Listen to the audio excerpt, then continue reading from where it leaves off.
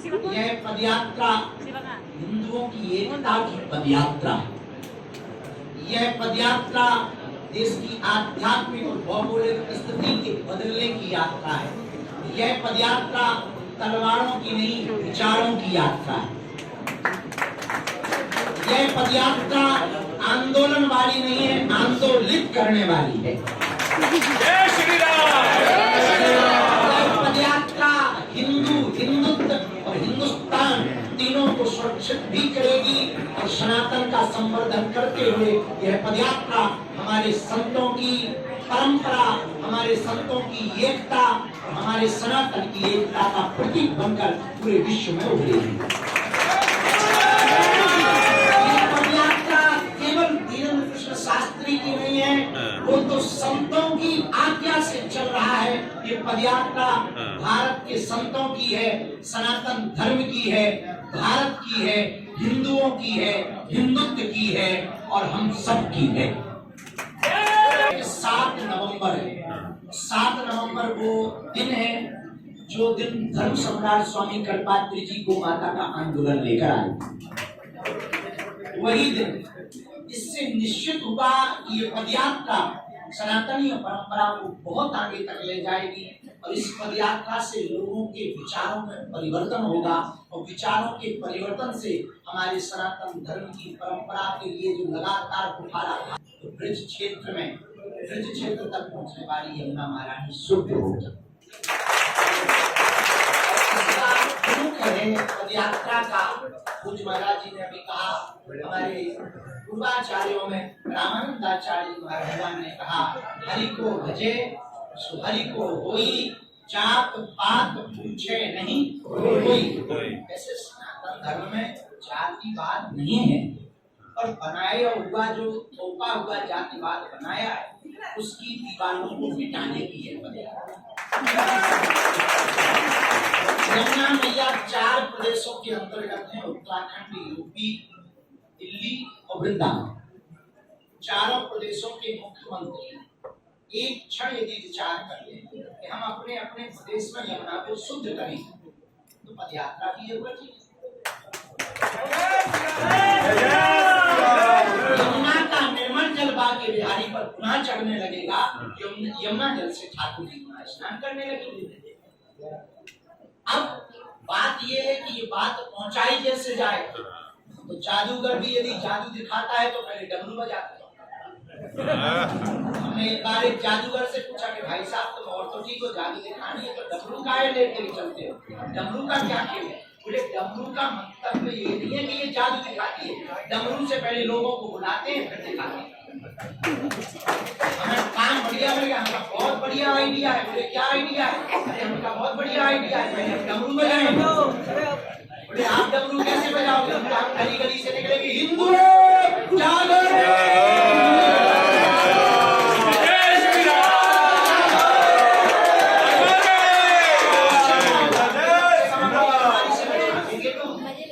Balcony से झांकेंगे तो बोले उससे क्या होगा? हमका वो झांकेंगे, हम भीख मांग करके नीचे उतारेंगे, नीचे आएंगे, सड़क पर आएंगे, बुजदिलीपना छोड़ेंगे, हिंदुओं का पलायन रुकेगा, धर्मांतरण रुकेगा, लव जिहाद रुकेगा, जमीन जिहाद रुकेगा, भारत हिंदू राष्ट्र होगा।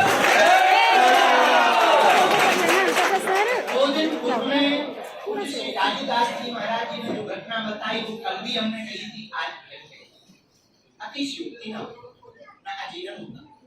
हिंदुओं की वर्तमान में जो परिस्थिति है वो बड़ी विचित्र है। बांग्लादेश में एक घटना हुई, 9 वर्ष की बच्ची के साथ 29 उसकी माँ चौराहे पर चिल्लाती रही, छाती पीट पीट कर बच्ची को छोड़ दो, और 4 लोग उसकी माँ को पकड़े रहे और वो छाती पीट पीट कर ये बात चिल्लाती रही कि तुम्हें कोई गंदा काम करना है तो मेरे साथ कर लो, पर बच्ची को छोड़ो। ये देश में हमारे भारत के रहते हुए 80 करोड़ हिंदुओं के रहते हुए हिंदुओं का हाल, पश्चिम बंगाल में हिंदू पलायन को मजबूर है। त्रिपुरा, मेघालय, असम, मणिपुर, नागालैंड, ऐसे अनेक प्रदेश हैं जहां हिंदू अल्पसंख्यक हो रहे। अद्भुत बात सुनना, जिन्हें हम गाय माता कहते हैं, वो हमारी माँ सड़क पे तुम 1 BHK 2 BHK। अद्भुत बात तीसरी सुनना, जिन संतों को, महंतों को, महात्मा को परमात्मा का दर्जा दिया जाता, आज समय ऐसा लड़ाया जाता। तीसरी बात, लड़ाया जा रहा सो तो ठीक है, सोशल मीडिया पर भरता फैलाई। और इतना ही नहीं, मजे दूसरे ले रहे हैं, क्या गजब चल रहा है। अब समय लड़ने का नहीं है, अब समय 3 सूत्र का है, सोचो, बोलो, करो। सनातन एकता के बारे में सोचो, उसी के बारे में बोलो, और उसके लिए कुछ करो। हमने तो सोच लिया, बोलने के लिए यहाँ, करने के लिए 7 नवंबर को तैयार। आपसे प्रार्थना ये लड़ाई हमारी नहीं, जो पूज्य महाराज जी ने आज हमको आगामी संकट की चिंता व्यक्त की, वो दास की भी विचार में और बढ़ गई आपके कहने के बाद। मुझे आनंद आता है लगातार विरोधी ताकतें भागने के लिए, षड्यंत्र करके हमको मिटाने के लिए, हमको नीचे गिराने के लिए प्रयत्न कर रही। आज हम इसलिए नहीं आए कि आप पद यात्रा में चलो, पहले तो पूछने आए कि क्या हमें पद यात्रा करनी चाहिए। जी गुरुजी, करनी चाहिए। जनता समाज, साधु समाज के प्रबुद्धजन है, हमको एक आशीर्वाद आपसे चाहिए। ना हमें किसी पार्टी को जिताना है, ना एक सपोर्ट चाहिए। यदि कोई भी षड्यंत्र सामने आए तो उसका जवाब साधु समाज नहीं देगा। आप कोई भी कुठाराघात हम पर या हमारे संतों पर हो तो इस देश के सनातनियों का धर्म दायित्व है कि जवाब आप दें, ना कि हम दें।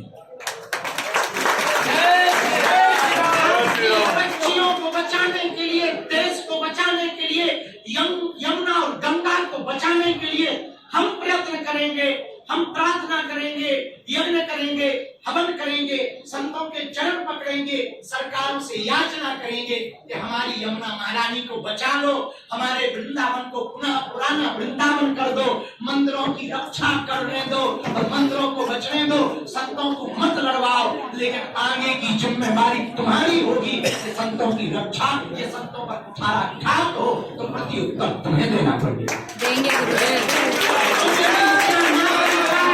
बुरा न मानना, तुमसे बड़ा बुजुर्ग कोई नहीं हो। बुरा न मानना, हम तो आए हैं तो जाएंगे, दुनिया में जो आया है सब जाएंगे, पर कभी देश लुटेगा। जैसा कि पूज्य महाराज जी ने कहा कि भारत 1000 वर्षों तक गुलाम रहा, और क्यों रहा इस पर किसी ने विचार नहीं किया। भारत में पुर्तगाली आए, उन्होंने गुलाम बनाया, डच आए, उन्होंने गुलाम बनाया, बाबर आए, उन्होंने गुलाम बनाया, अंग्रेज आए, उन्होंने गुलाम बनाया।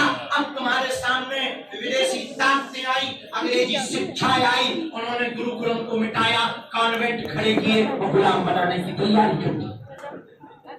आपसे एक ही प्रार्थना है, अपनी संस्कृति को बचाना चाहते हो तो पूरे देश के लोगों से प्रार्थना है, ये पदयात्रा देश की संस्कृति और संस्कृति के लिए। हम ये नहीं कहते कि आप आओ, आपका जमीन जगह तो आओ, मुझे तो चलना है।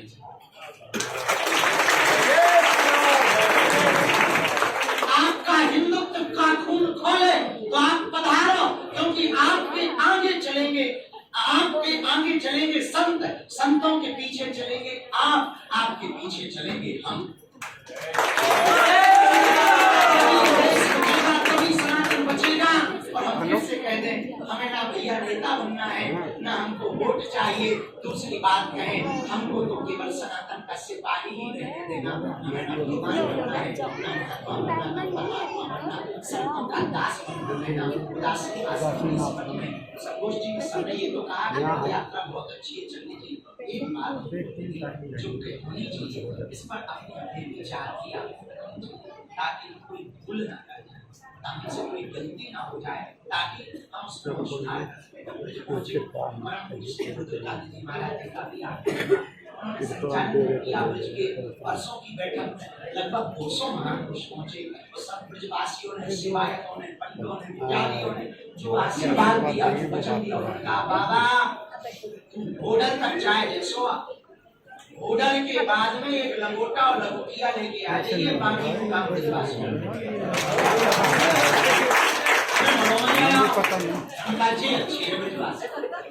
अब हम ये कहने जा रहे हैं कि ब्रजवासी जो कह रहे हैं, अब दिल्ली वाला ना सोचो चाहिए कि बाबा टेंशन ना ले, हरियाणा तक हम पहुंचा, बाकी हरियाणा वाले से निपट लेंगे। जय गुरु जी। जय श्री राम।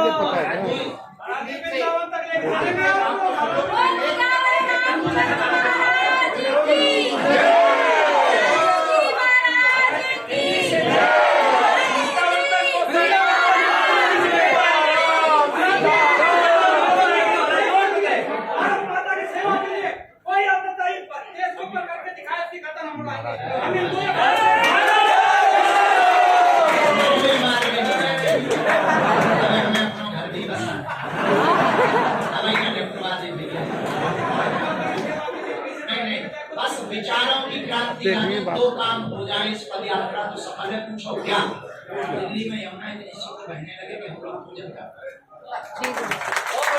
दूसरा, देश में एक काम और होना चाहिए। महाराज जी ने तो आपको कहा ये बड़ी बात और चाहते हैं देश के उपस्थिति से और मस्जिदों से लास्ट गांधी सप्ताह में एक बात होना चाहिए, ये पता करना चाहिए कौन देश द्रोही है, कौन देश प्रेमी है।